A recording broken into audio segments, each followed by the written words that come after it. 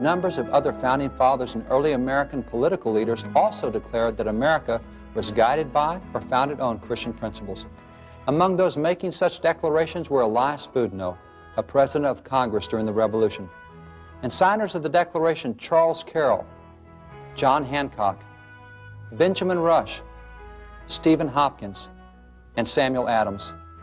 Also citing Christian principles as foundational are Constitution signers George Washington, Alexander Hamilton, Rufus King, John Dickinson, and Roger Sherman. Others making similar declarations about Christian principles in America include Samuel Chase, a signer of the Declaration and a U.S. Supreme Court Justice, original Supreme Court Chief Justice John Jay, Justice Joseph Story, Justice James Kent, Zephaniah Swift, author of America's first legal text, and the U.S. Supreme Court itself, not to mention the U.S. Congress, as well as numerous state Supreme Courts and state legislatures. Other famous Americans who claimed that America was a Christian nation or was built on Christian principles included leaders such as General William Eaton, leader of America's first war following the American Revolution, and Daniel Webster, the great defender of the Constitution. U.S. presidents declaring that America was a Christian nation or that it was founded on Christian principles included John Quincy Adams, Abraham Lincoln, Woodrow Wilson, Zachary Taylor, Harry Truman, Andrew Jackson, William McKinley, Herbert Hoover, and Teddy Roosevelt. Educational leaders who taught students in classic American textbooks that Christianity was the basis of our country and its government included notables such as Noah Webster, the schoolmaster to America, Jedediah Morse, the father of American geography, and William McGuffey of the famous McGuffey Readers. All of these and so many more founding fathers, leaders, educators, and official departments of government declared that America was a Christian nation or that it was influenced by or built on Christian principles by Christian leaders. Over the 2,000 years that Christianity has been in existence, there's been three distinct periods of Christianity. The Reverend John Wise, who is one of the greatest intellectual leaders in early colonial America, said that the first 3 centuries of Christianity you could characterize as the period of purity. That's where we did exactly what Christ had taught us. We're doing really well. The next 12 centuries, from about 350 AD for the next 12 centuries, you get into a period of apostasy. Starts back with Constantine saying, you know, the church and state ought to be one, and I can be over all of it. And so we have an official church. Then the emperor after him decided to ban all other religions, so he forcibly stopped all other religions, no other religious competition.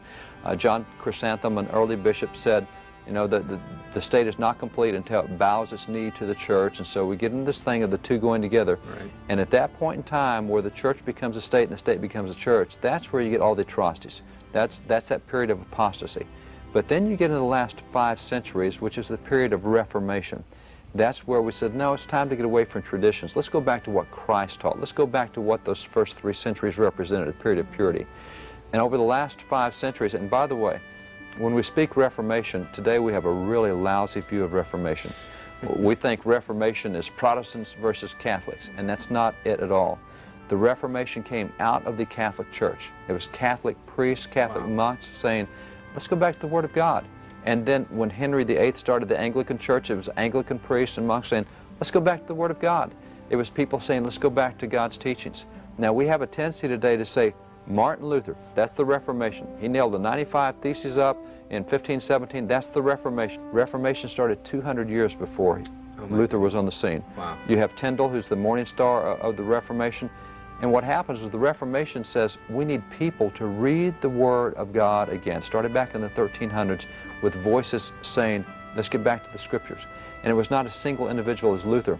You'll find that there were reformers simultaneously working in Switzerland, working in Netherlands, working in France, working in England. We had all over Europe. Simultaneously, all these guys are saying, it's time to get back to the Scriptures. Yeah. So the Reformation is a movement of returning to purity. Let's go back to the Scriptures.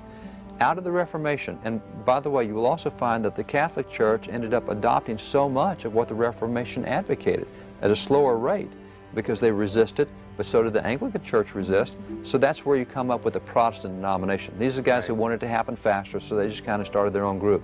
But the other two groups they'd been working with eventually adopted the same principles.